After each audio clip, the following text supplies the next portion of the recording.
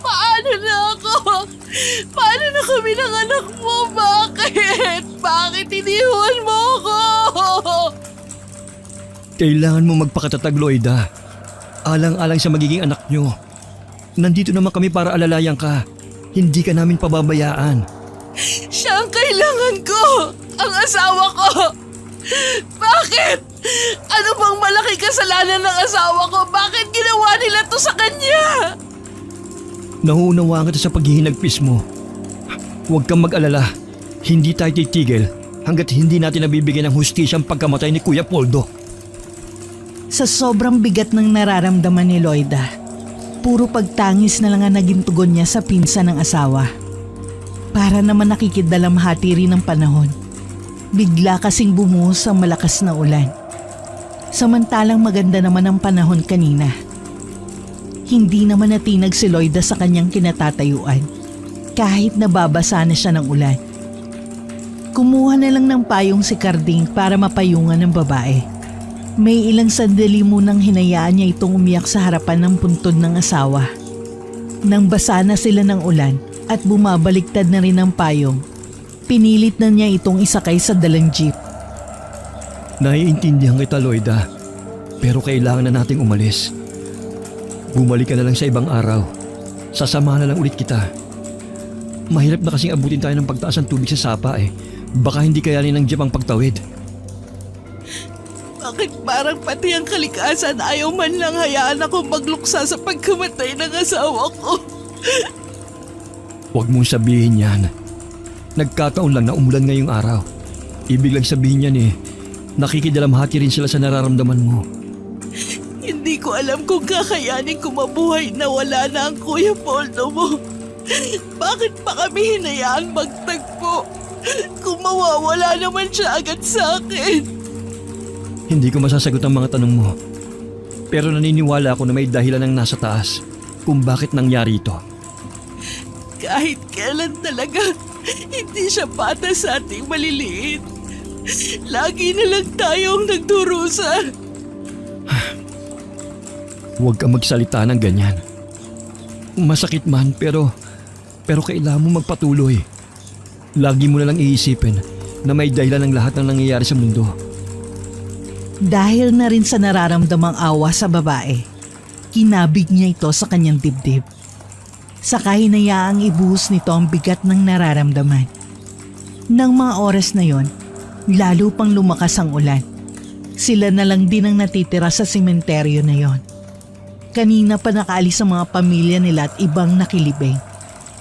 Siya na lang ang nagpresenta sa mga magulang na sasama at mag-uuwi sa babae. Ang pinsan niyang si Poldo ay nagtrabaho sa malayang bayan ng ilang taon. Bihira lang itong umuwi sa kanilang baryo. Sa pag-uwi nito, may ilang buwan nang nakakalipas. May kasama na itong magandang babae na ang pakilala sa kanilang lahat ay asawa na nito. Nagulat man ang mga magulang at kapatid nito. Mainit naman nilang tinanggap ang babae. Nasa hustong gulang na rin naman kasi noon ng lalaki para magkaroon ng sariling pamilya. Nanirahan ng mag-asawa malayo sa karamihan. Ngunit may isang linggo na ang nakakalipas nang matagpuan ng isang magsasakang katawan ni Poldo na wala ng buhay sa may malapit na palayan. Nagmistulang inatake ito ng mabangis na hayop kung ang pagkakaluray-luray ng katawan ng pagbabasihan. Hanggang sa mga sandaling yon, palaisipan pa rin sa lahat kung sinong gumawa nun sa lalaki. O kung mabangis na hayop nga ba, ang may gawa gaya ng haka-haka ng ilan. Ayos ka na ba? Oo, salamat. Pasensya na kung sa'yo ko umiyak. Wala naman kasi akong pamilya o kahit kaibigan man lang dito. Okay lang yun. Iiyak mo lang yan. At kung kailangan mo na makakausap, asahan mo lang dito lang ako. Naiintindihan ko na hindi ganun kadali ang pinagdadaanan mo. Salamat. Tama nga ang sabi ni Poldo. Kaya ikaw ang pinakamalapit niyang pinsan dahil sobrang bait mo. Hindi naman. Kami lang kasi ang magkalaro ng mga bata pa kami. Kaya kami ang malapit sa isa't isa. Marami pa kami mga pinsan dito. Kapag napalapit ka sa kanila, masasabi mo na lahat pala kami magpipinsan ni mababait. Naikukwento nga sa akin yun ni Poldo. Sobrang nalulungkot lang ako. Bakit ang aga niyang binawi sa akin? Maraming tanong sa akin na para bang wala namang kasagutan. Nandito lang kami ng pamilya ni Kuya Poldo at ako. Dadamayan ka namin at ang magiging anak mo. Alam ko naman yun na nandyan kayong pamilya ni Poldo. Inaalala ko din kasi yung pang-araw-araw ko. Nasanay na kasi ko na umasa lang kay Poldo eh. Pero alam ko naman na kakayanin ko mabuhay at buhayin mag-isang anak namin. Yun ba? Huwag mo nang isipin yun. Sabi ko nga, kami na ang bahala sa lahat. Parang bagyo na. Ang lakas ng hangin at ulan. Ang mabuti pa, umalis na tayo. Baka tumaas pa ang tubig sa sapa. Hindi na tayo makatawid. Asensya na. Nawala rin sa isip ko eh. Tara nang umalis. Pinaandar na nga ni Carding ang jeep. Sinulyapan pa ni Lloyda ang puntod ng asawa. Nangilid na naman muli ang mga luha sa kanyang mga mata. Noon lang din niya napagtanto na sila na lang pala ang naiwan doon. Sa sobrang pagdadalamhati sa pagkamatay ng asawa, hindi na niya naalala ang mga taong nakiramay. Si Carding naman ay abala sa pagmamaneho. Mabuti na lang mababaw pa ang tubig nang dumaan sila. Pagkatawid ng jeep, saka naman rumaragasa ang tubig galing sa bundok. Buti na lang nakatawid tayo. Oo nga. Ngayon ko lang napansin na tayo na lang palang naiwan sa sementeryo. Okupado kasi masyado ang isip ko kay Poldo. Saan nga pala kita ihahatid? Sa bahay ko na lang. Sigurado ka? Ikaw lang mag-isa ron. Ayaw mo bang ihatid muna kita sa mga magulang ni Kuya Poldo? Doon ka kaya muna. Hindi na. Okay lang naman ako kahit mag-isa lang ako sa bahay namin. Mas gusto ko nga yun kasi pakiramdam ko. Kasama ko pa rin si Poldo. Ayaw mo ba sa amin? Mas di hamak ang mas malapit ang sa amin. Hindi na talaga. Salamat na lang. Ayoko din kasing makaabala. Baka kasi nahihiya ka lang eh. Tsaka nakakapag-alala na ikaw lang mag-isa rito sa inyo. Tsaka tandaan mo ha, hindi ka abala sa aming lahat. Kahit anong pagpupumilit ni Carding ay hindi niya makumbinsi ang babae. Tumila na rin ang ulan ng mga sandaling yon. Hindi na rin niya hinayaan na maihatid siya nito sa loob ng bahay. Pagkatapos magpasalamat, ay nagmamadali nang pumasok ito sa kanilang bahay. Nag-aalala na tinanaw siya ni Carding. May ilang sandali pa bago niya pinaandar ang jeep at umuwi sa kanila. Sinalubong naman siya ni Mang Pinggoy.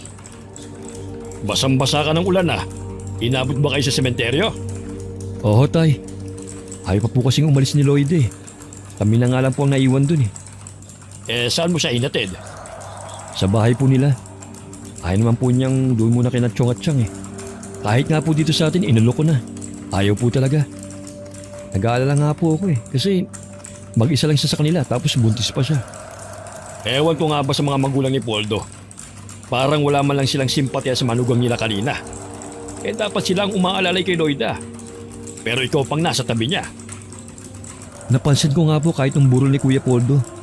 Hindi man lang nila nilapitan si Lloyda. Akala ko po dahil lang sa nagluluksa rin sila. Pero ngayon po binanggit nyo, sigurado na ako na may problema sa pagitan nila. Ang totoo niyan meron talaga. Simula nung dalhin nila si Lloyda sa baryo natin, mabigat na di umano ang dugo nila rito. Ayaw naman nilang sabihin kung bakit. Pinakikisamahan lang daw nila dahil kay Poldo. Akala ko po ba okay lang sa kanila na mag-asawa si Kuya Poldo at nasa tamang edad na rin to. Yun din nga ang alam ko eh. Hayaan na nga natin sila. Huwag na tayong mangialam pa. Ang mabuti pa, magpalit ka na ng damit mo.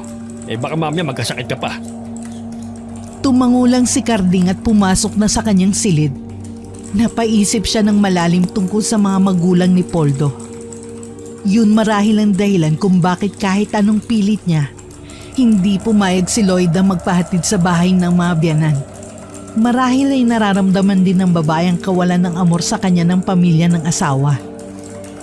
Kinabukasan, pagkatapos tulungan ng ama sa bukid, Pinuntahan ni Carding si Loida sa bahay nito. Nakailang tawag na siya sa labas ng bahay nito, ngunit walang nagbubukas ng pinto. Nang itulak niya ang pintong yari sa kawayan, bukas yun.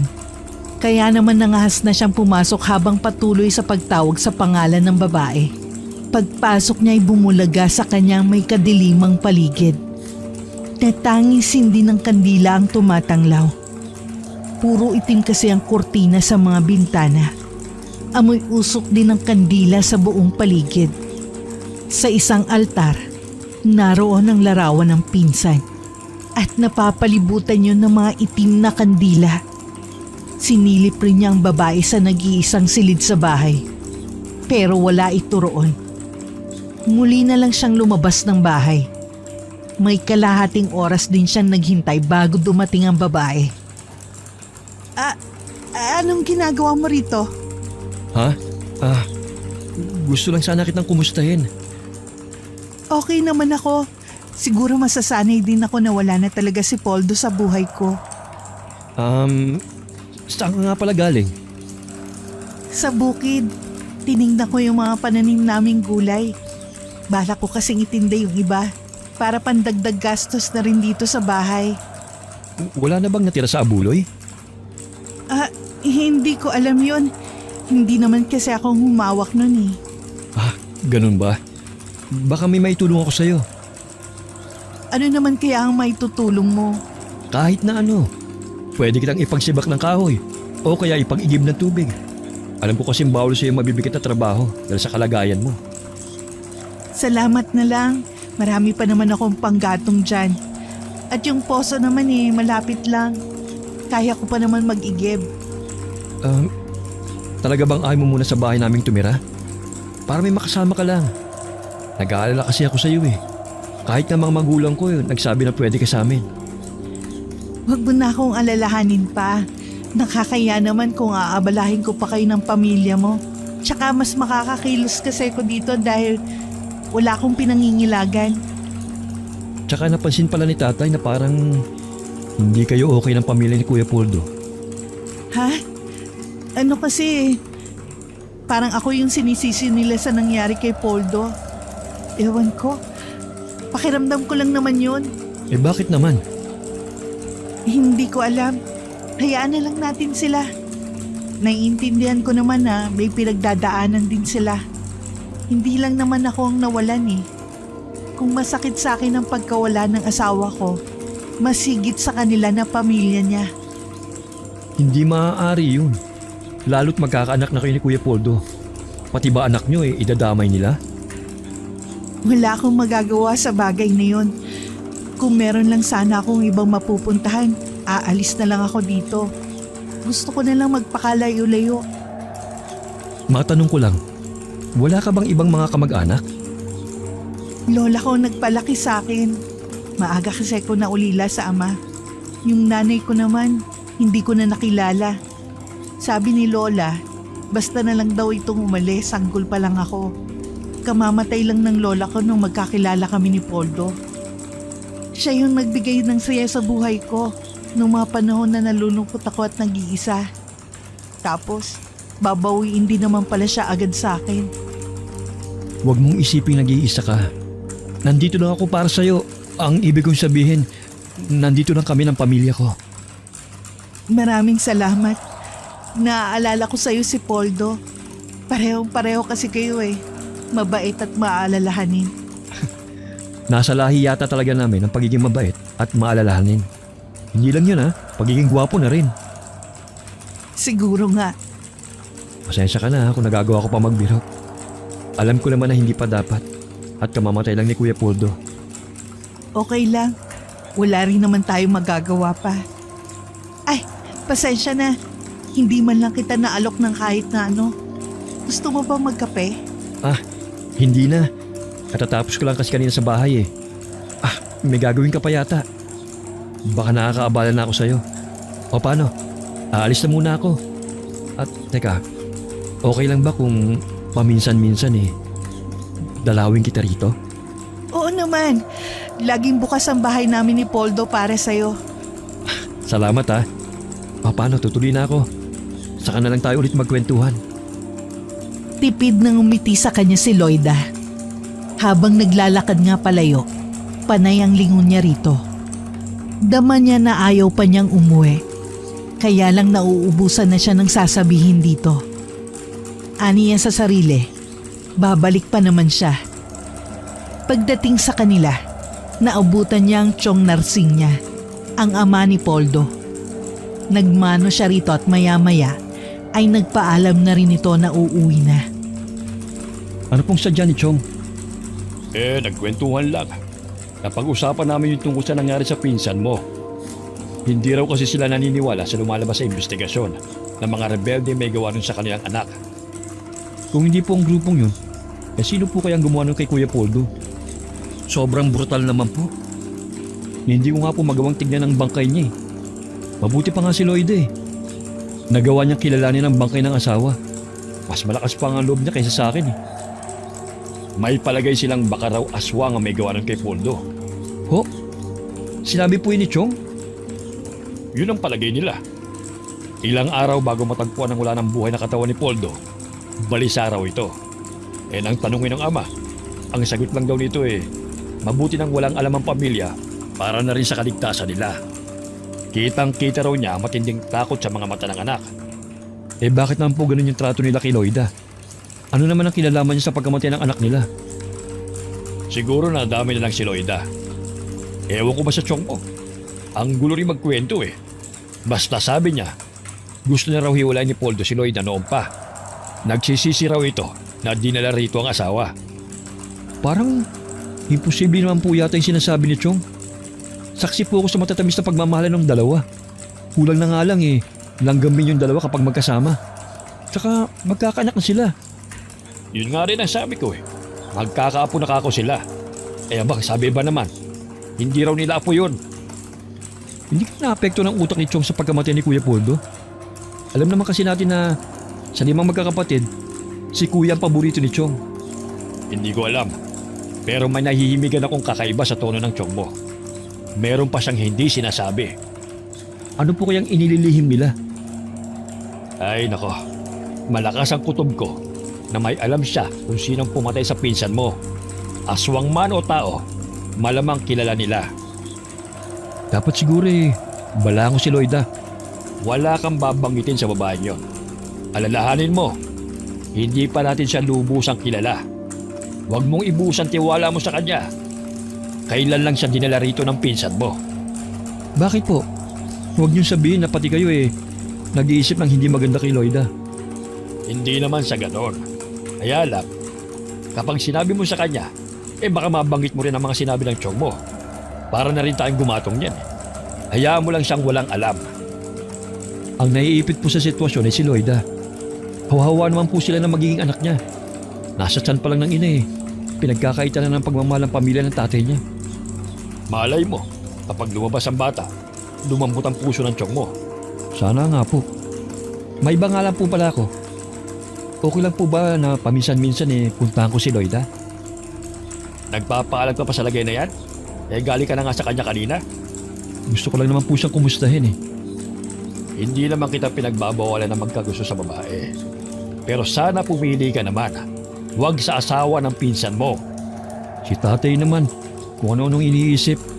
Parang nag-aalala lang ako doon sa tao Alam niyo naman na mag-isa lang yung tao sa buhay Alam mo, tatay mo ako, kaya kilala kita. Akala mo ba hindi ko napapansin ang kakaibang titig mo kay Loida? Kahit noong pang nabubuhay si Poldo. Nagaganda lang po ako sa kanya, yun lang po yun. Walang mali siya yun sa akin. Kakaiba naman talaga ang ganda niya kumpara sa mga kadalagahan dito sa atin. Baka ang paghanga na nararamdaman mo kung saan mapunta. Ngayon pa lang sinasabi ko na sa'yo na pigilan mo na habang maaga pa. Hindi po manghiherang iniisip nyo. Malaki po ang respeto kay Kuya Poldo. Kahit wala na po siya, hindi ko siya magagawang ahasin. Mabuti na yung malinaw. Iba kasi kapag puso ng pinairal, handang hamakin ang lahat, masunod lang ang nais nito. Si tatay, naging makata pa. O bakit? Totoo naman Huwag mo akong tawanan dyan. Oo nga pala. Bakit ba ako natatawa kamamatay lang ni Kuya Poldo? Sana naman, Mabigyan na ng hustisya sa lalong madaling panahon ang nangyari sa kanya. Yan ang hiling ng lahat. Lalo na ng pamilya niya. Natulala ka na dyan. Wala lang po, Tay. Kakauwi mo lang eh. Parang nandun na naman sa baba niyo ng isip mo. Tara na nga sa loob. Naiiling naman si Carding na sumunod sa ama na pumasok sa loob ng bahay. Hanggang sa pagtulog ay labis na binabagabag ang binata. Kahit itanggi man niya ng paulit-ulit, batid niya na tama ang kanyang ama. May pagtingin nga siya kay Loida. Kaya kahit noon, hindi niya ito matawag ng ate. Pilit niyang iwinaksi sa isip ang nararamdaman. Nakukonsensya rin siya dahil alam niyang nagkakasala na agad siya sa kanyang pinsan. Biling baliktad siya sa higaan hanggang kusa na lang siyang iginupo ng antok. Kinabukasan, maaga siyang namasada ng jeep. Dati ang kanyang ama ang namamasada sa naipundar nilang jeep. Pero simula nang lumabo ang mga mata nito, ay siya na ang nagpatuloy sa pamamasada. Mas ginusto na rin niya yon kaysa humanap pa ng trabaho na may amo. At least yon, siya ang amo at hawak pa niya ang oras niya. Nang araw na yon, sinadya niyang magpagabi ng pag-uwi. Gusto niya kasing hindi magkaroon ng dahilan para mapuntahan na naman si Loida. Matapos maiparada ng maayos ang jeep sa tapat ng bahay nila, bumaba na siya at pumasok sa loob ng bahay. Nagmano siya sa mga magulang at ipinagtimpla naman siya ng kape ng kanyang ina. Ginabi ka yata anak. Madami po kasing pasahero ngayon eh. Nanghihinayang naman po ako kung uwi kagad ako.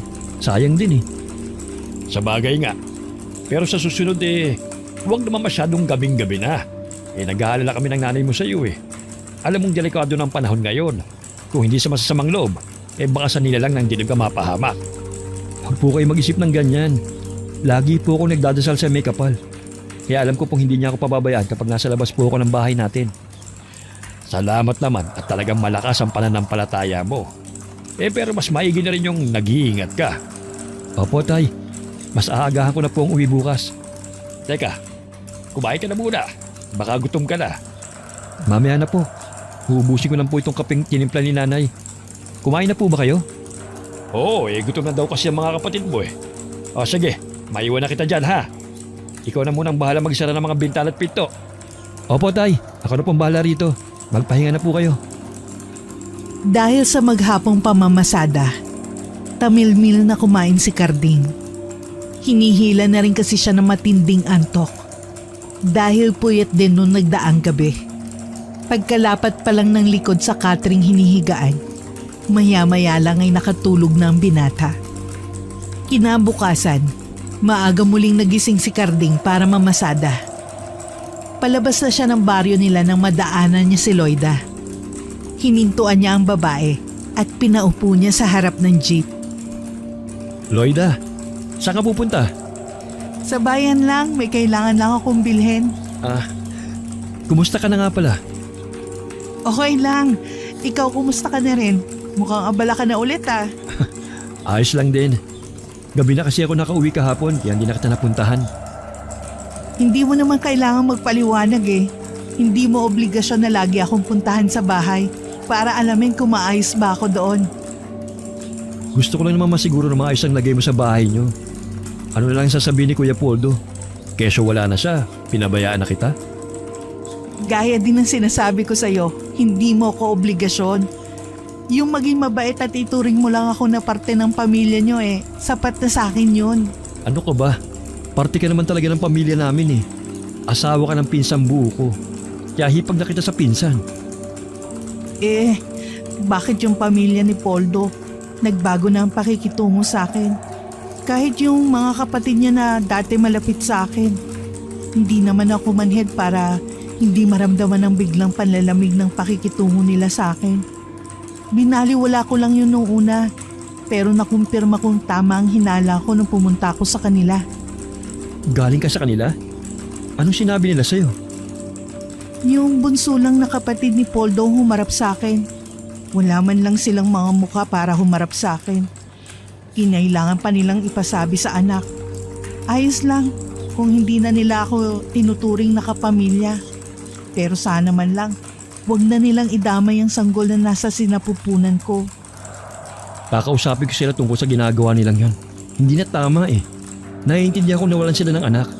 Pero nawalan ka rin ng asawa. Huwag mo na silang kausapin. Baka isipin pa nilang nagpapakampi ako sa'yo. Gusto ko lang namang maglabas ang saloobin eh.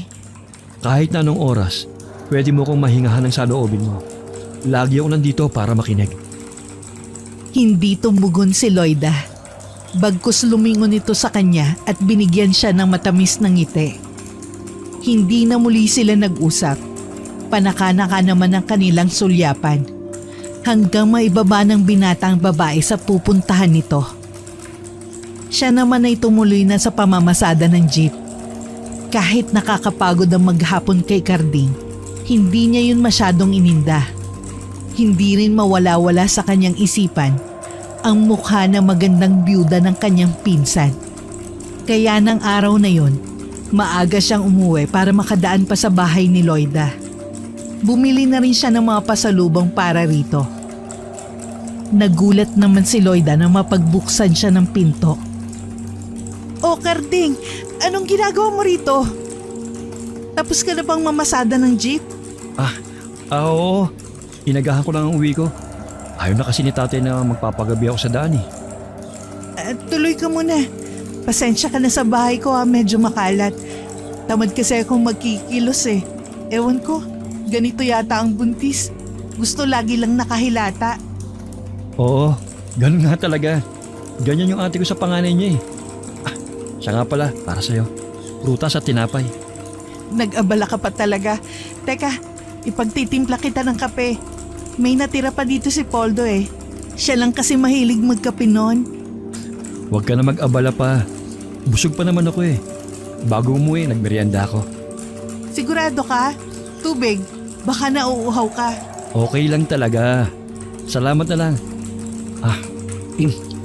Huwag mo sanang mamasamay ng tanong ko sa'yo ha. Bakit nga pala itim yung kurtina mo dito sa bahay? Ito ba ang paraan mo ng pagluluksa sa pagkawala ni Kuya Poldo? Hindi naman. Sadya lang na paborito ko yung kulay itim. Ganun ba? Hindi ka ba nadidiliman dito sa loob ng bahay mo? Hindi naman. Tsaka sanay na ako eh. Napatangu-tangu na lang si Carding habang iginagalang paningin sa buong kabahayan. Natuon pa ang pansin niya sa altar na may mga kandilang kulay itim. Binasag naman ni Lloyd ang sandaling katahimikan na namayani sa pagitan nila. Marami pa silang napagkwentuhan. Lihim ding natutuwa si Carding dahil nakakangiti na ang babae. Hindi katulad noon na puro iyak lang ito. Nagkaroon na rin ng ningning ang mga mata nito na dati puno ng pagdadalamhati. Hindi na tuloy na malaya ni Carding na malapit ng dumilim. Pasensya ka na. Nakalimutan ko. Meron palang inuutos sa akin si tatay. Ganun ba? Hindi ba pwedeng iutos na lang sa iba mong kapatid? Nako, alam mo naman yung iba kong mga kapatid eh. Mga mahiyain yun. Takot humarap sa mga tao. Meron kasing pinasisingil si tatay sa kumpare niya eh. Kaya sabi ko, pagkagaling ko rito, tsaka ako dadaan sa kumpare niya. O sige, baka mamaya maabala na kita ng husto. Babalik na lang ako bukas kapag maaga akong nakauwi galing sa pamamasada. O sige, aasahan ko yan Salamat ulit sa pasalubong mo. Masayang umalis si Carding sa bahay nito. Makailang beses siyang lumingon dito habang naglalakad palayo. Hindi pa rin maalis ang ngiti ng binata nang biglang may naalala. Bigla siyang humarap pabalik sa bahay ng babae. Malayo pa lang ay natanaw niya ang pinsang si Nena na kapatid na bunso ni Poldo. Nasa huling taon sa high school ang dalagita. May dala itong malaking itim na bag. Pinagbuksan naman ito ni Lloyda ng pinto at pinapasok pa sa loob. Napahinto naman si Carding sa paglalakad. Naisip niyang bukas na lang niya sasabihin yun sa babae. Tinuloy na lang niya ang pag-alis. Bago umuwi ng kanilang bahay, dumaan muna siya sa bahay ng kumpare ng ama para kunin ang perang ipinangako nito. Kinabukasan, madaling araw pa lang ay umalis na si Carding. para sigurado siyang makakauwi na maaga. Nang araw na yon, naging balisa si Carding sa hindi niya malamang dahilan. Parang hinihila ang paa niya pauwi. Hanggang sa makauwi siya ng bahay. Isang masamang balita ang sumalubong sa kanya. Malungkot at may luha sa mga mata nang salubungin siya ng kanyang ama. Mabuti naman dumating ka na, anak. Pabalik na ako ulit sa bahay ng tiyong mo. Sumabay ka na sa akin paroon. Ano bang kamalasan itong nangyayari? Ano po bang nangyari? Si Nene, ang pinsan mo. Natagpo ang patay kaninang umaga sa may palayan. Malapit kung saan nakita ang katawan ng Kuya Poldo niya. Paano? Ano nangyari? Yung mag-amang magsasaka na nakita sa katawan ni Nene. Hindi pa matukoy yung salarin. Yung paraan ng pagkamatay, kahalin tulad lang din sa kuya niya. Ang mabuti po sumakay na po kayo sa jeep. Si nanay po. Nandun na silang lahat sa bahay ng tiyong mo. Kauwi ko nga lang at hinihintay nga kita. Nung iwan ko ang tiyang lupi mo nawalan to ng malay. Galit na galit naman ang mga pinsan mong lalaki. Parang papatay ang mga itsura nila. Mabuti na nga lang kinausap ng kuya mo at yun, mga huminahon naman. Bakit nangyayari ang lahat ng to? Bakit? Hindi maganda ang kutob ko sa nangyayari. Sana naman mali ang sapantaha ko. Ano po bang kutob nyo, tay? Baka aswang talaga may gawa nito gaya ng sabi ng tiyong mo. Mahirap pong basta na lang maniwala sa teoryang yan. Kahit pa sabihin na totoong may aswang, kailangan pa rin po ng ebidensya na magpapatunay. Ay nako, tama ka dyan. Kaya lang, paano mo ipapaliwanag ang paraan ng pagkamatay nila? Hindi po ba nilang hinanap kagabi si Nene? Sino kasama niya? Hindi pa kasi makausap ng matino mag-asawa kanina. Kahit ako, kapag nalaman ko kung sino may gawa nun kay Nene, baka sa kamay ko siya pagbayarin. Anong kasalanan ng bata? Hindi nga naglalabas yun Puro bahay at eskwelahan lang. Sobrang bait at masunurin sa mga magulang. Bakit? Kung aswang nga ang nasa likod ng pagkamatay ng magkapatid, hindi mo maaari ikatwiran yan. Hayok sa laman at dugo ang mga nilalang na yon. Nandito na po pala tayo. Marami na pong tao. Baka kumalat na po ang balita. Kanina wala pa ang mga yan Doon mo na lang iparada ang jeep natin. Pababa na ako rito. Sumunod ka na lang sa loob. Sige po, tay. Nagpupuyos pa rin ang kalooban ni Carding na maglakad papasok. Nakilala niya ang mga tao sa bahay na yon na halos kamag-anakan nila. Naroon din ang kapitan ng baryo. Patuloy pa rin sa pagtangis ang Tia Lupe niya. Nakayukom ang kamao at bakas ang matinding galit sa mga pinsang lalaki. Umiiyak naman ang mga pinsan niya. Sa di kalayuan, kausap ng ama ang kanyang tiyo Narsing. Lumapit pa siya sa mga ito para mapakinggan ang usapan ng mga to. Natitiyak kong aswang may gawa nun kay Nene. Pero sino naman ang aswang sa lugar natin? Maliban na lang kung dumadayo pa dito sa atin para lang mambiktima. Nandito lang din siya sa baryo natin. Huwag mo munang tukuyin ang pinaghihinalaan mo. Mahirap yung magbintang na lang basta. Pasensya na po kung makikisabot po ako sa inyo, Chong. Itatanong ko lang po kung saan huling nagpunta si Nene kahapon. Ang sabi ng tiyang lupi mo, nagpaalam daw ito na may pupuntahan sandali. Akala daw niya sa kaklase lang pupunta. Pero pinunta na namin kagabi ang lahat ng mga kaklase niya. Pero lahat sila iisa lang ang sagot. Hindi raw nanggaling sa kanila si Nene. Anong oras po kaya siya umalis ng bahay kahapon? Pasado 5:00 raw ng hapon yon.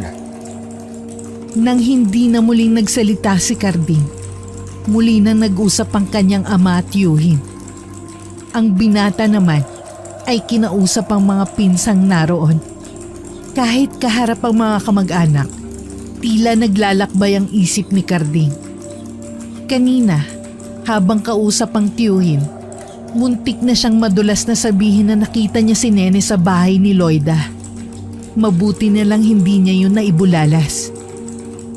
Nag-aalala kasi siya na baka mapasama ang babae kung sasabihin niya yon. Alam naman kasi niya na walang kinalaman ng babae sa nangyari sa dalagita. Ilang sandali pa, inabala na lang niya ang sarili sa pakikipag-usap sa mga pinsan na halos mga kaedad niya. Unang gabi ng burol ng pinsan niya, may hinahanap pang mga mata niya sa mga naroon. Sino bang hinahanap mo? Si Loida po. Napansin niyo po ba siya? Hindi pa. Baka hindi pupunta. Dapat po pala dinaanan ko na. Baka nahiya na pumunta rito ng mag-isa. Parte siya ng pamilya. Kapatid ng asawa niya ang namatay. Dapat hindi siya nahiya magpakita rito. Baka din po masama ang pakiramdam kaya hindi nagpunta. Siguro ka. Pero dapat magpakita siya rito sa mga susunod na araw.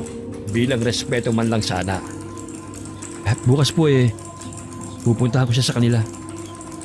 Hindi naman sa nangingialam ako sa iyo, anak. Pero alam mo naman ang mga tao. Madaling manghusga.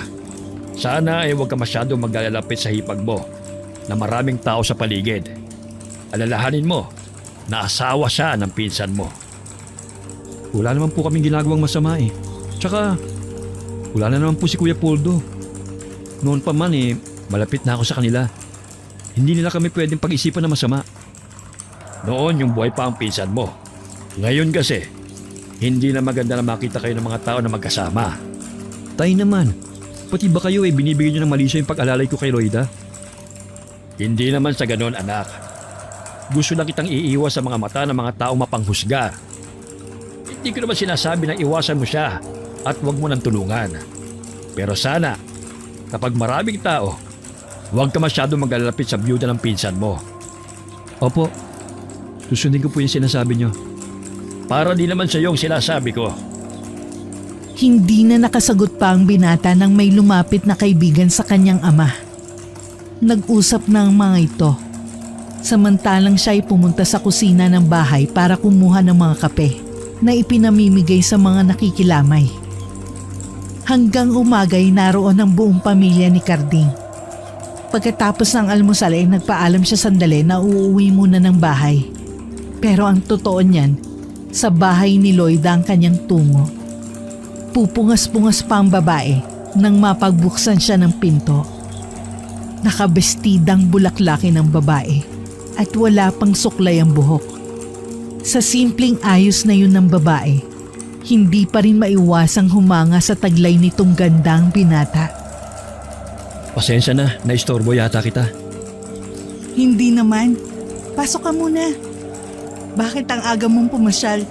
Hinihintay kita kahapon pero hindi ka dumating. Hindi talaga ako makakapunta rito. Nandun ako sa bahay ni Chong Bakit nga pala hindi ka nagpunta kahapon? Bakit naman kailangan akong pumunta sa kanila? Huwag mong sabihin na hindi mo pa alam yung nangyari kay Nene. Iyon ba? Siyempre alam.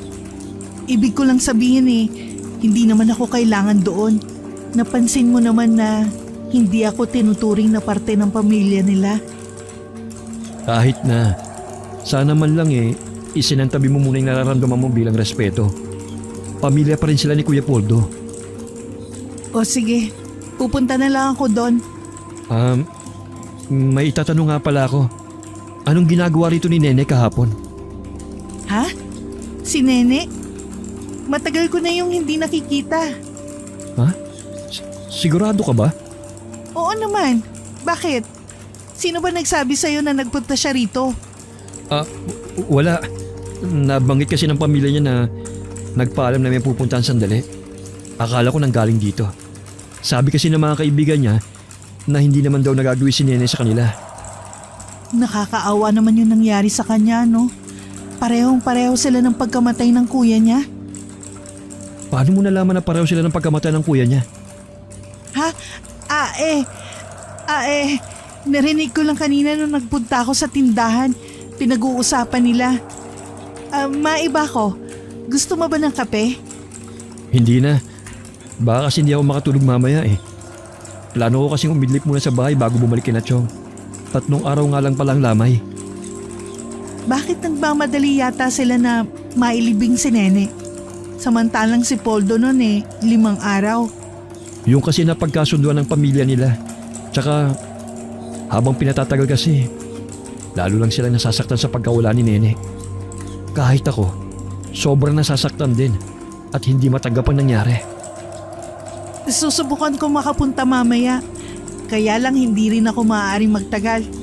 Alam mo naman ang kalagayan ko.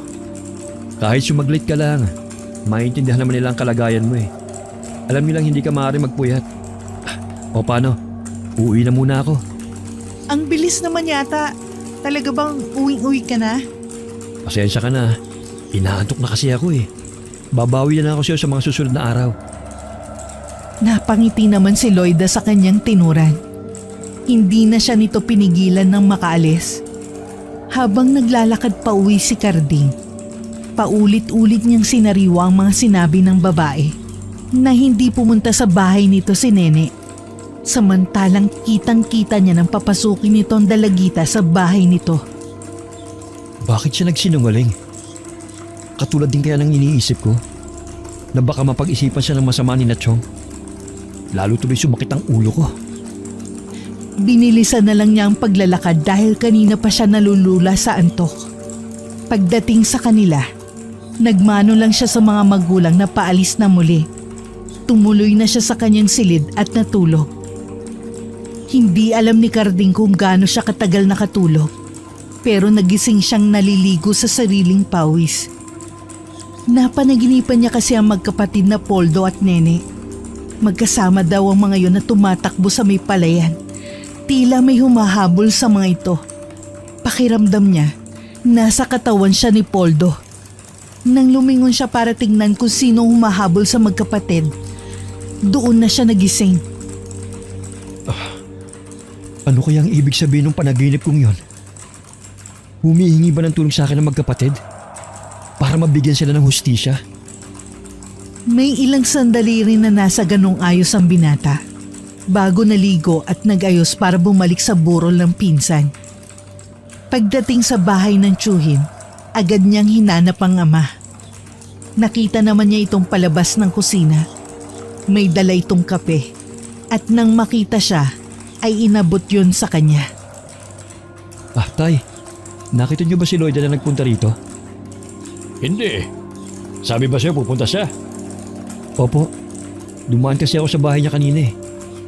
Ni anino ng babaeng yon, hindi ko pa nakikita rito. Baka talagang wala siyang balak na magpakita rito. Kung ayaw niya, hayaan mo na lang. Huwag ka na lang mangialam pa. Sabi ko nga po sa kanya eh, isang tabi niya munang nararamdaman niya. Kahit alang-alang kay Kuya Poldo. Wala tayong magagawa, anak, kung pride ang pinapailan ng babaeng yon. May ugali din palang tinatago. Baka po dala na rin ang pagbubuntis niya kaya siya ganun. Huwag mo nang idahilan ang pagbubuntis niya. Huwag na nga natin siyang pag-usapan. Kumain ka muna sa kusina. At baka mamaya makalimutan mo na ang pagkain mo sa dami ng taong dumarating. Mamaya na lang po. Hindi pa naman po ako nagugutom eh. Tay, sino po yung lalaki na yun na nakasalamin? Ang tinutukoy mo ba yung kausap ng Chong Narsing mo? Oo, yun na nga po. Mukhang hindi taga rito sa baryo natin ha. Kilala sa tawag na Tata Aldo. Magaling na albularyo na nakatira sa kabilang bayan. Yung Chong Onad mo ang nakakakilala sa kanya at nagsama sa kanya rito.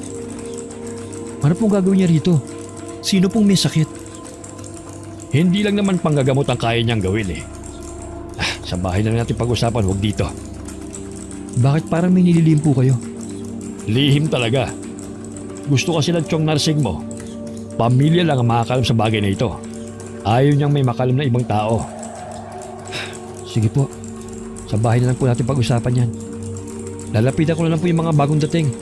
Mga kaklase ko po yun ng high school ako eh. Tumango lang si Mang Pinggoy sa anak. Bago ito tumalikod para lapitan ng mga bagong dating. Si Carding naman, naging abala sa mga sumunod na sandali. Kinaumagahan naman pagkatapos mag-almusal, umuwi na siya sa kanilang bahay. Balak sana niyang puntahan si Loida sa bahay nito, pero tila may pumipigil sa kanya. Minabuti niyang umuwi na lang ng kanilang bahay para makapagpahinga. Mamaya huling lamay na ng pinsan. Tiyak na maraming tao na pupunta sa burol nito. Kinahapunan, maagang gumayak si Carding para makabalik agad sa burol ng pinsan. Gaya ng inaasahan, dinagsa ng mga taong huling gabi ng lamay. Hindi mahulugan ng karayong malabas ang bahay sa dami ng mga tao. Nakitulong na rin si Carding sa pagbibigay ng kape, tubig at biskwit sa mga tao. Kinabukasan, naging madamdamin at bumuhos ang mga luha sa paghahatid nila sa huling hantungan ni Nene. Hindi lang pamilya at kamag-anak ang naroon, kundi mga guro, kaklase at mga kaibigan ng Dalagita. Labis-labis ang kanilang hinagpi sa maagang pagpanaw ng Dalagita. Kahit si Carding, kahit anong pigil niya para hindi maiyak, tumulo pa rin ang kanyang mga luha sa mga mata. Sa kabila ng nararamdaman, napansin pa rin niya si Tata Aldo. Nakatayo lang ito sa di kalayuan. Tila nagmamasid sa paligid. Isang araw pagkatapos ng libing, mabigat pa rin ang pakiramdam ni Carding na mamasada ng jeep. Pero pinilit pa rin niya para kahit papano ay makalimot sa sunod-sunod na dagok na nangyari sa pamilya nila. Sa di inaasahan na daanan niya si Loida, matamis itong ngumiti sa kanya. Sumakay ito sa harapan. Saan ang punta mo? Sa bayan lang. May kailangan kasi akong bilhin. Ganun ba? Ay, oo nga pala. Hindi ka na talaga pumunta sa lamay ni Nene. Pasensya ka na. Papunta na talaga ako noon nang biglang sumakit ang tiyan ko eh. Kaya hindi na ako tumuloy. Baka mamaya mapano pa kami ng magiging anak ko. Kumusta naman ang pakiramdam mo ngayon? Halata na ang tiyan mo Hindi ka tulad ng mga nakaraan. Okay naman kami. Madalas na nga ang paggalaw niya sa tiyan ko. Sayang nga lang hindi na siya masisilayan ng ama niya. Nawalan man siya ng ama, nandito naman kami mga tiyuhin niya. Gagabayin namin ang anak mo na parang anak namin. Salamat ha. Kapag nagsasalita ka ng ganyan, kahit papano naiibsan yung lungkot at pangungulila ko kay Poldo. Tuwing nakikita kita, parang siya na rin ang nakikita ko. Napatitig na lang si Carding sa babae. Tila umurong ang dila niya dahil sa kawalan ng sasabihin. Nang bumaba sa bayan ng babae, hindi na to maalis sa kanyang isipan. May pagkakataon tuloy na mali-mali ang sukling iniaabot niya sa mga pasahero. Bago umuwi ng araw na yon, namili siya ng pasalubong para sa babae. Dahil maaga pa naman, pinuntahan niya ito sa bahay nito. Nakakailang tawag na siya pero walang sumasagot sa loob. Kaya naman nangahas na siyang pumasok sa bahay. Inilapag na lang niya sa upuan na kahoy ang mga dala niyang pasalubong. Lalabas na sana siya ng matigilan. Sa sulok naroon ang itim na bag na nakita niyang dala noon ni Nene nang pumunta sa bahay na yun. Anong ginagawa mo rito? Ha? Pasensya na kung pumasok na ako nang walang paalam. Dinala ko lang yung mga pasalubong na binili ko para sa'yo. Aalis na rin sana kagad ako Ganun ba? Pasensya na kung napagtaasan kita ng tono. Nagulat din ako Akala ko napasok na ako ng magnanakaw. Ayos lang. Naiintindihan ko naman saan ka nga pala galing? Sa bukid, naghukay lang ako ng mga kamote. Balak ko kasing ilako bukas ng umaga. Kung may kailangan ka sabihin mo lang para mabili ko bago ako umuwi. Wala naman akong kailangan pa. Nakakaraos naman ako kahit papano sa pagtitinda ko ng mga gulay. Kailan ka nga pala manganganak? Sa tansya ko 3 buwan pa mula ngayon. 6 na buwan na pala ang tiyan mo. Ang liit mo pala magbuntis, no? Kasi yung ate ko, 5 buwan pa lang ang tiyan nun Parang puputok na sa laki. Depende siguro yun. Hindi ko nga alam kung bakit malita ko magbuntis Ingat ka rito Huwag mong kalilimutan na ilak maigi ang bintana at pinto. Alam mo, kung ako lang masusunod, iuwi muna ka sa amin Nag-aalala kasi ako mag-isa ka lang dito. Tapos buntis ka pa. Naniniwala ka ba sa aswang? Aswang? Hindi pa kasi ako nakakakita. Kaya hindi ko alam kung maniniwala ba ako. Ako din naman Hindi pa ako nakakakita. Pero may bahagi sa akin na parang gusto kong maniwala na totoo sila. Teka, bakit ba napunta sa aswang ang usapan natin? Kasi sabi nila, Madalas daw binibiktima ng mga aswang mga buntis eh. Mabango daw kasi sa kanila yung sanggol sa sinapupunan nito. Simula nang mabuntis ako, wala naman ako nararamdaman na kakaiba sa paligid. Nakakatulog pa naman ako ng mahimbing sa gabi. Ibig sabihin lang nun, walang aswang. Basta, mag-iingat ka pa rin. Kapag may oras ako lagi kitang pupuntahan dito. Paano? Aalis na ako ha. Ikaw ang mag-ingat. Baka may makasalubong kang aswang sa daan.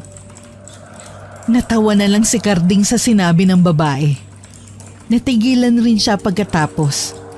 Tila nakaramdam ng konsensya na nagagawa na niyang tumawa. Muli na lang siyang nagpaalam at saka umuwi. Pagdating sa bahay, naabutan niya ang kanyang ama na halatang hinihintay ang pag-uwi niya. Dumaan ka na naman ba sa bahay ni Loida? Oo tay, dinalhan ko ng kahit anong pwedeng ipasalubong. Inano ko pa nga na kung maaari dito muna sa atin eh. Ayun, tumanggi na naman. Tutal kasi wala nang pakialam sa kanya ang pamilya ni Kuya Poldo. Alam mong hindi siya maaaring dumito.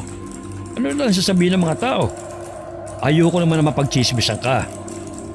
Gagaya lang po ba tayo kina Chong Narsing na wala nang pakialam sa manugang at apo? May dahilan sila kung bakit ganun ang kanilang pakikitungo sa babaeng yon. Anong dahilan nila?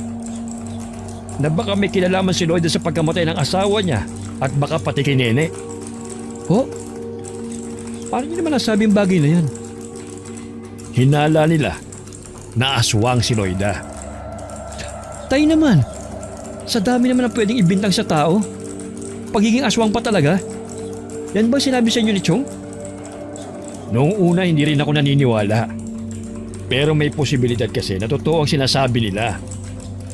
Walang nakakalam kung saan ang galing ang babaeng yun. Maaaring yun ang natuklasan ng pinsa mong si Poldo. Kaya balisa at takot na takot ito bago namatay. Hindi naman kita pinapaiwas na huwag siyang puntahan. Pero wag na wag kang tatanggap ng anumang pagkain o inumin mula sa kanya. Baka naman po umiiwas lang sila sa obligasyon na iwan ni Kuya Poldo. Kaya sinisiraan nila si Loida. Kaya nga ba ayaw ko sanang sabihin sa iyo eh. Dahil alam kong ipagtatanggol mo lang siya. Alam ko kasi na nahuhulog ng damdamin mo sa babaeng yon. Pero hindi mo alam ang nasa likod ng magandang mukha niya. Ang hirap naman kasing paniwala ng mga sinasabi niyo eh. Ako madalas sa kasama ni Loida. Kaya ako na nagsasabi na mali ang binibintang niyo sa kanya. Nauunawaan naman kita eh. Pero sana wag madudulas ang dila mo sa babaeng yon. Baka ikapahamak pa ng Chong mo at ng pamilya niya. Hindi niya dapat mahalata na pinaghihinalaan na siya. Alam ko naman po yun. Huwag po kayong mag-alala. Mag-iingat ako sa mga bibitiwan kong salita kapag kaharap ko si Loida. Ayoko rin kasi siya masaktan eh. Tinapos na rin ni Mang Pinggoy ang kanilang pag-uusap. Nang gabing yon, hindi makatulog ang binata. Iniisip niya si Loida, ang sinabi ng ama at ang mga gumugulo sa kanyang isipan. Isa na roon ang pagsisinungaling ng babae na galing sa bahay nito ang dalagitan ng araw na yon.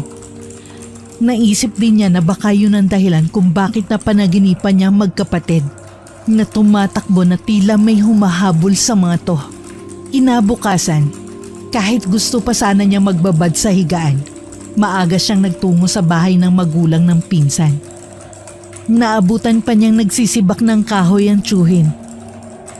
Bakit po kayong gumagawa niyan, Chong? Nasaan po si na kuya? Hayaan mo na ako, iho. Gusto ko rin itong ginagawa ko eh. Para kahit papano, nalilibang ako at nakakalimutan ko ang pinagdadaanan ng aming pamilya. Naintindihan ko po kayo. Masakit po sa atin. Lalo na sa inyo, nangyari kay Nene. Tapos sa ganun pang parang tinapos ang salari ng buhay niya. Ano nga pala sadya mo at ang aga mong pumunta rito? Tungkol po sana kay Loida, Chong. Ano na naman ang tungkol sa babaeng yon? Kasi po wala nag-aasikaso sa kanya. Mag-isa lang po siya sa bahay niya. Buntis pa po siya. Napansin ko simula nang mamatay si Kuya Poldo. Hindi niyo na siya tinuring na miyembro ng pamilya niyo. Hindi naman talaga. Siya ang dahilan ng pagkamatay ng dalawa kong anak. Paano niyo naman po nasabi yan? Alam ko na hindi ka maniniwala. Pero matagal ko na siyang pinaghihinalaan na may tinatago sa amin. Bago mamatay si Poldo noon, may gusto siyang sabihin. Pero hindi matuloy-tuloy noon. Nung una, hindi ko pinapansin. Baka ako nagkakagalit lang sila mag-asawa. Pero hindi ko sana binaliwalang napapansin ko sa kanya. Kahit si Nene noon, mabigat ang loob niya sa babaeng yun. Iba raw kasi ang pakiramdam niya rito. At kung inaakala mo na pinababayaan namin siya, ilang araw bago mamatay si Poldo, nagsabi ito na kapag may masamang nangyari sa kanya, huwag na huwag daw kaming lalapit kay Loida, ano man ang mangyari. Sinabi po yun ni Kuya Poldo sa inyo? Pero bakit? Anong dahilan niya? Ano pa nga ba? Maaring tama kami. Isang aswang na pangasawa ng pinsan mo. Kaya ikaw, mag-iingat ka sa babaeng yun. Mahirap po Chong na magbintang na walang ebidensya na magpapatunay. Paano po kung mali kayo? Kahit si Tata Aldo, kumbinsido na aswang ang may gawa nun sa magkapatid. Mailap nga lang talaga at mahirap mahuli sa akto ang babaeng yon. Kaya kita mo, hindi siya nagpakita sa buro ni Nene. Naramdaman niya siguro na naroon ang albularyo. Alam niyo pong buntis siya. Mahirap po sa kanya na pumunta pa. Yun po ang dahilan niya. Sa nakikita ko sa iyo, talagang kinakampihan mo ang babaeng yon. Mukhang nahulog ka na rin sa kanyang karisma. Hindi naman po Chong. Kaya lang naaawa ako kay Loida. At buntis pa nga po. Apo niyo po ang sanggol na yun. Kahit po ba sa bata wala na kayong amor? Hindi ko apo ang batang yon. Kaya ikaw, kung ayaw mong matulad sa pinsan mo, layuan mo ang babaeng yon. Sa kabila ng mga sinabi at babala ng tiyuhin, patuloy pa rin sa pakikipagkita ang binata kay Loida. Katulad ng araw na yon, dinalhan niya ng prutas ang babae na labis nitong ikinatuwa. Salamat ha. Bihira lang ako makatikim ng mga prutas. Kailangan ko kasing tipirin ng perang pinagbilhan ng mga gulay para sa panganganak ko eh. Sino nga pala nakuha mong kumadrona na magpapaanak sa'yo? Wala pa nga akong nakakausap eh. Ang tiyahin sanang kumadrona ni Poldo kaso nahiya ako magsabi dahil may kasungitan. Ako na lang kakausap. Mabait naman yun eh. Basta tsetsempohan mo lang na maganda ang mood niya. Ganun pala ang teknik. Noon kasi, walang araw na hindi ko yun nakikita na nagsusungit eh. May iba nga pala ako. May itatanong lang sana ako sa'yo eh. Ano yun? Tungkol kay Kuya Poldo. Wala ka bang napapansin na kakaiba sa kinikilos niya? Nung ilang araw bago siya namatay? Wala naman. Masaya pa nga kami noon eh. Kasi tuwang-tuwa siya nang malaman niyang magkakaanak na kami. Bakit? Bigla-bigla naman yatang nagtanong ka ng ganyan. Ayaw mo ba magkaroon ng linaw sa pagkamatay niya? Wala na tayong magagawa eh. Wala na siya. Gusto ko na lang magpatuloy sa buhay. Tama rin naman. Pero gusto pa rin naming malaman kung sino may gawa nun sa kanya. Baka ang pumatay sa kanya at kay Nene ay iisa lang. Iniba na lang ni Loida ang kanilang pinag-uusapan. Napansin ng binata na hindi ito komportable na balikan ng nangyari sa asawa. Hindi na lang ulit siya nagtanong pa. Pagka-uwi, lalong nadagdagan ng mga isipin niya. Lalo siyang naguluhan at para siyang naiipit sa isang sitwasyon. Gusto niyang maniwala sa pamilya ng pinsan. Pero mas nananaig sa kanyang awa at damdamin para kay Loida. Nakukonsensya rin siya na hindi niya sinasabi sa pamilya na noong araw na yun ay nakita niya nanggaling sa bahay ni Lloyd ang dalagita. Naroon kasi ang takot niyang madiin lalo ang babae. Sa dami ng gumugulo sa kanya, hindi na niya namalayang kanina pa siya pinagmamasdan ng mga magulang. Mukhang may mabigat kang problema. Sabi nga ng nanay mo kausapin kita. Nagugulan lang po kasi ako eh. Dahil na naman ba kay Loida? Oo, at meron pa po. Nakukonsensya po ako na hindi to sa inyo sinasabi. Ano naman yun? Meron ka bang hindi sinasabi sa amin? Nung araw na nawala si Nene, huli ko po siya nakita nung pinuntahan niya si Loida. nakita ko na pinapasok pa siya sa bahay nito. Nang tanungin ko siya kung nanggaling doon si Nene, itinanggi niya na nagpunta ron. Naisip ko na baka natatakot lang siya na baka mapag-isipan siya ng hindi maganda. Diyos ko, kahit ganun ang sinasabi ng chong mo dalangin ko pa rin na sana nagkakamali sila. Pero sa sinasabi mo, nagiging malinaw na ang lahat. Tay, huwag niyo mo rin sasabihin kina Chong. Baka wala lang yun. Hindi muna nga. Pero sa sinabi mong yan, ayoko nang pupunta ka pa ron. Hintayin na lang natin na bumalik si Tata Aldo.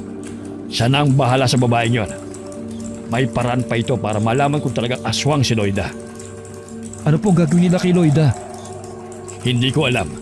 Basta kinausap na siya ng tiyuhin mo.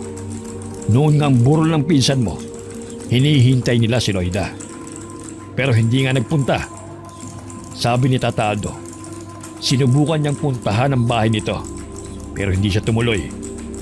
Parang ang bigat daw ng kanyang pakiramdam. Para daw bang may masamang mangyayari kapag umalis siya.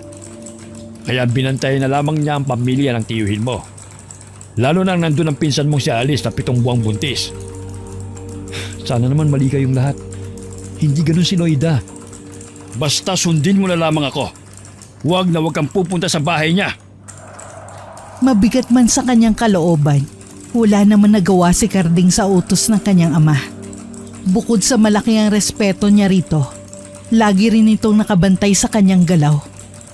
Lumipas ang mga araw na hindi nakakapunta ang binata sa bahay ni Loida. Ilang araw na rin siyang hindi makapagkatulog. Bukod sa laging laman ng isip niya si Loida, pakiramdam niya, laging may mga matang nakatingin sa kanya. Ba't nangangalumata ka ata? Huwag mong sabihin hindi ka makatulog dahil sa babaeng yon. Ano ba? Talaga bang nahulog ka na ng tuluyan sa asawa ng pinsan mo? Biyuda po siya ni Kuya Poldo.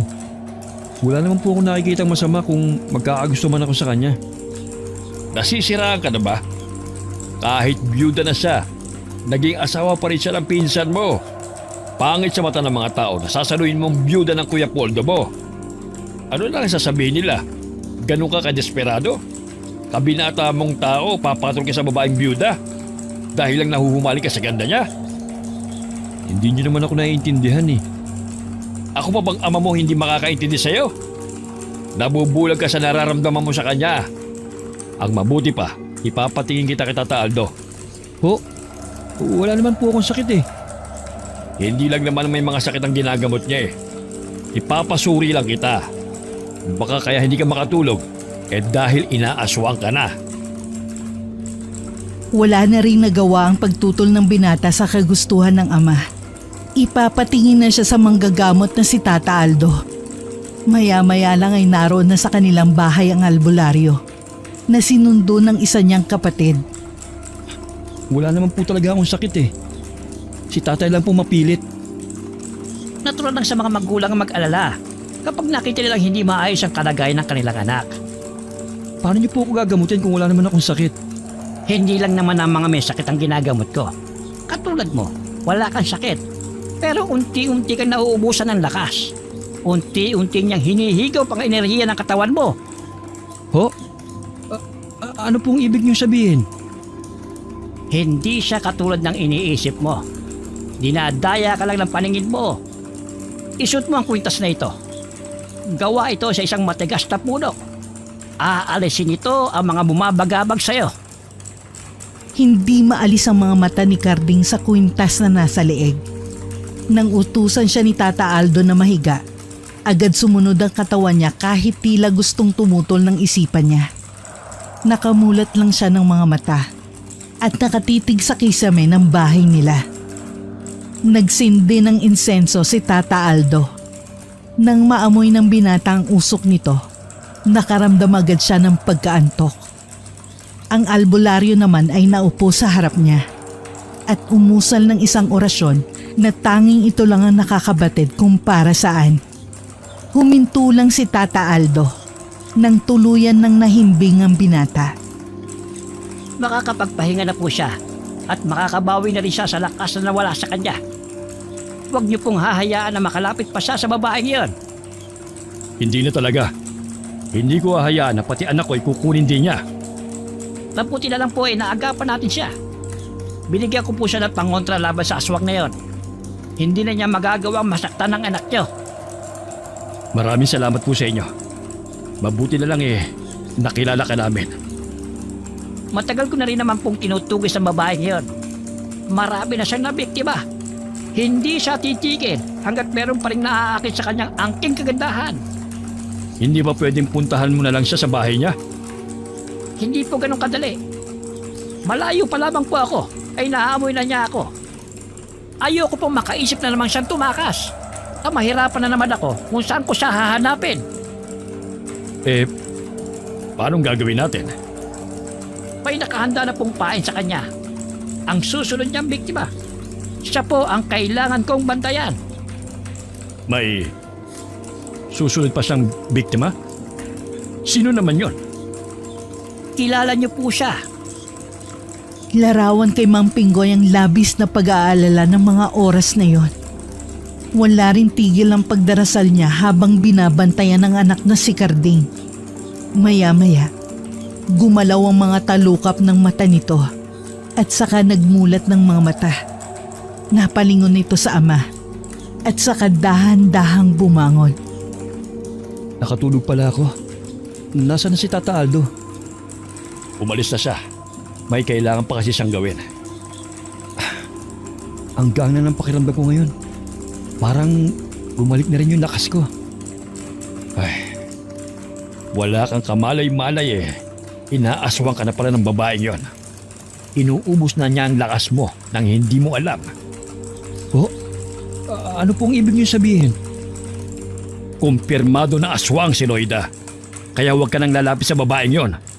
Dahil sa katigasan ng ulo mo, muntik ka nang mapahamak. Ano pong gagawin ng albularyo na yung kay Loida?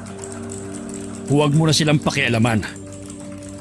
Oh, saan ka pupunta? Pupuntahan ko lang po si Loida. Ano? Huwag kang umalis. Ang tigas talaga ng ulo mo. Naghahanap ka talaga ng ikapapahamak mo. Kaya ko po ang sarili ko. Huwag po kayong lalabas ng bahay. Huwag mo kong pagsabihan. Huwag ka rin lumabas ng bahay. Karding! Bumalik ka rito!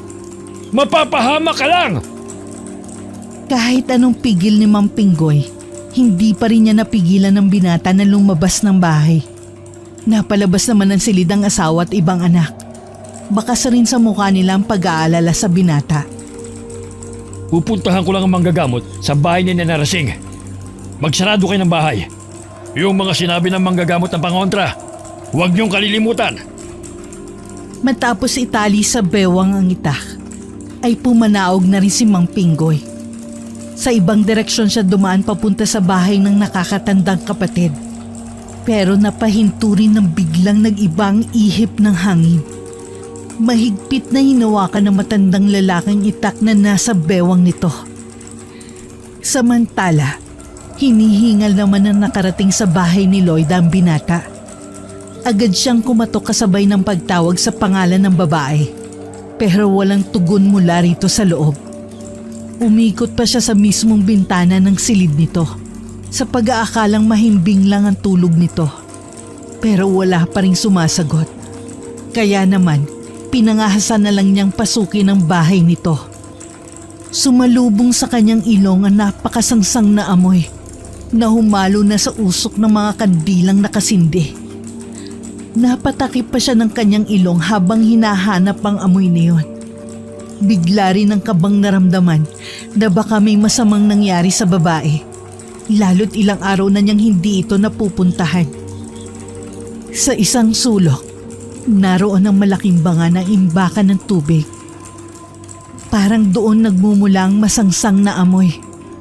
Kinuha niya ang isang kandila at inilawan ang loob ng banga. Ganun na lang ang takot na gumapang sa kanya nang makitang pira-piraso yun ng katawan ng tao. Hindi na rin niya napigilan ang pagbaliktad ng sikmura. Akmang lalabas na siya ng bahay nang mapansin ang itim na bag ni Nene. Kinuha niya yun at saka lumabas ng bahay. Paalis na sana siya nang makarinig ng mga kaluskos sa di kalayuan. Naghanap muna siya ng mapagtataguan. Sa likod ng mayayabong na damo ay doon siya nagsumiksik. Mula sa pinagtataguan, nakita niyang humahango si Loida habang hawak ang dugo ang balikat nito. Akmang lalabas siya para daluhan ito ng matigilan. Paparating kasi ang Chewin at si Tata Aldo. Sumuko ka na, Loida! Wala ka na rin mapupuntahan! Magbabayad ka sa ginawa mo sa mga anak ko! Hindi niyo ako mahuhuli! Hindi ako papayag! Isa kang halimaw! Hindi ka na dapat buhayin pa! Kaya mo bang makitang mamatay din? Ang batang nasa sinapupunan ko? Apo mo to, tanda! Anak namin ni Poldo! Wala akong apong aswang! Umangil naman ng malakas si Loida. Si Tata Aldo naman ay lumapit dito at may ipinakita na isang bagay na tila nagpatakot dito. Nagtakip pa ito ng mukha hanggang nagbagong itsura nito. Mula sa pagiging magandang babae, naging matandang babae ito. Puti ang mahabang buhok, kulubot ang balat, nanlalalim ng mga mata dala ng katandaan.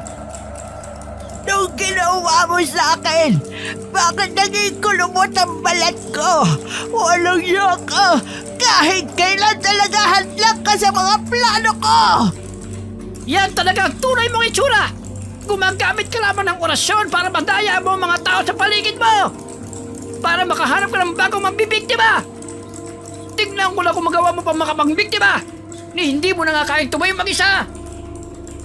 Ibalik mo ko sa dati kong itsura! Hindi ako pwede maging matandang kukluban! Mamamatay ako! Lumabas naman si Carding sa kanyang pinagtataguan habang hindi humihiwalay ang tingin sa matandang nakalupagi sa lupa. Nagulat naman si Loida na makitang naroon siya. Carding, anong ginagawa mo dito? Nakita mo ba ang lahat? Oo, ganyan pala ang tunay mong itsura. Paano mo natin napatayin si Kuya Poldo at si Nene? Tinanggap ka nila ng buong puso nang iuwi ka rito. Yun pang napala nila sa'yo? Isa ka palang halimaw! Minahal ko naman si Poldo! Kaya lang hindi niya ako matanggap na ganito ako. Gusto niya akong palisin. Bakit si Nene dinamay mo? Anong kasalanan ng bata? Hindi ko sinasadya. Natakam lang ako sa kanya sa pagiging bata niya. Hindi ko tanggap na may masigit na maganda sa akin. Nagpupuyo sa galit ang mag-Chewin sa pagtatapat ng babae. Matinding pagpipigil na lang ang ginawa ni Carding para hindi sugurin ng babae. Alam niya na wala na itong laban sa kanya. Tumalikod na lang siya. Hindi niya kasi matagalan ng pagtitig dito. Umiiyak naman si Mang Narsing. Muling sumariwa kasi sa kanya ang itsura ng mga anak na pinatay ng babae. Umalis na tayo rito. Kailangan ko pang gamutin si Pinggoy. Bakit? Ano nangyari sa tatay ko? Inatake siya ng babaeng yan. Muntik na kaming mahuli ng dating. Dahil sa ibang direksyon dumaan ang ama mo. Siya ang susunod sa ng biktima niya. Dahil alam niyang hadlang ang ama mo sa plano niya sa'yo. Kumusta ng tatay ko? Hindi naman ganong kalalim ang sugat niya. Umalis na tayo rito. Kailangan kong puntahan ang itay. Huwag niyo akong iwan dito. Nagmamakawa ko sa inyo. Tulungan niyo ako. Carding! Tinapunan lang ng blankong sulyap ng tatlo ang babae bago tumalikod at naglakad palayo. Patuloy sa pagmamakaawa ito pero nagmistulang bingi ang tatlo. Walang nagawa ang babae kundi ang managhoy na lang at maghintay ng kanyang katapusan. Pagdating sa bahay, namimilipit sa sakit si Mang Pinggoy. Agad na ginamot ni Tata Aldo ang sugat nito. Sorry, tay. Muntik na kayo mapahamak ng dahil sa akin. Wala kang kasalanan, anak. Inaasahan ko na yon. Dahil binalaan naman ako ng albularyo. Kung hindi pa nakita ng mismong mga mata ko, hindi pa ako tuluyang magigising sa kabaliwan ko sa babaeng yan. Minsan talaga sa buhay natin, nakakagawa tayo ng mga pagkakamali. Sa desisyon man o sa pagpili ng gugustuhin nating babae. Ang mahalaga maging aral yun sa iyo. Maging mapanuri ka dapat. Huwag ka lang basta magpapadala sa ganda. Opo, Tay. Tatandaan ko po yan. Matuli na lumipas ang 1 linggo. Bumalik na uli sa dati ang lahat maliban kay Carding, na hindi maiwasang malungkot dahil sa unang beses na pagkabigo sa pag-ibig. Kasalukuyan siyang nasa harapan ng puntod ng magkapatid. Noon lang niya nabatid na isa palang babala sa kanyang panaginip tungkol sa mga ito. Nagpapasalamat din siya na walang masamang nangyari sa kanya at sa buong pamilya niya. Simula ng gabing yun, hindi na ulit siya gumawi sa lugar kung saan nakatirik ang bahay ni Loida. Wala na rin siyang balita sa nangyari sa babae. Hindi na rin nila pinag-usapan ng tungkol dito at sa mga pangyayari. Ibinalik na rin niya ang itim na bag na dala noon ni Nene nang magpunta sa bahay ni Loida. Laman pala nun, mga baro-baruan at ilang gamit para sa sanggol. Hindi nila akalain ng pagmamalasakit ng dalagita ang siyang magiging mitya na maaga nitong kamatayan. Wakas.